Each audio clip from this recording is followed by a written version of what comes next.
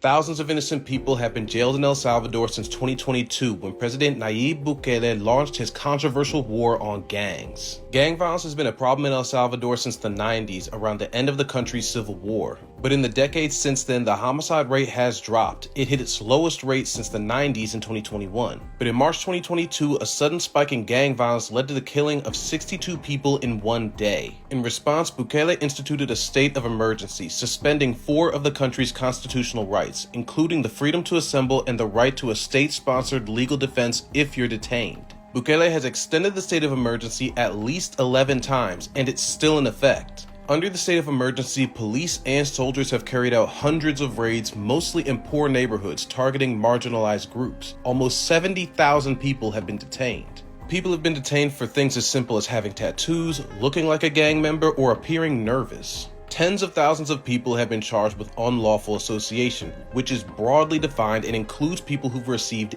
indirect benefit from gangs. Far fewer people have been charged with violent crimes. Less than 0.3% of detainees have been charged with homicide.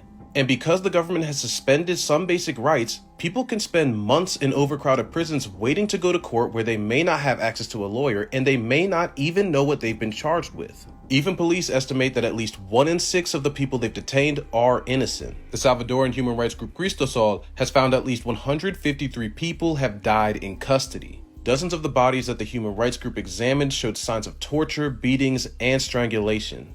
Many of those deaths were listed as undetermined or natural, but also showed signs of injuries like bruising and bone fractures. Witnesses told Amnesty International that they saw guards and police torture and beat detainees to death while trying to make them confess to being gang members. Bukele's war on gangs did drastically decrease homicides in El Salvador, but at the cost of human rights and the freedom of thousands of innocent people. Experts and residents are wondering if it's worth it.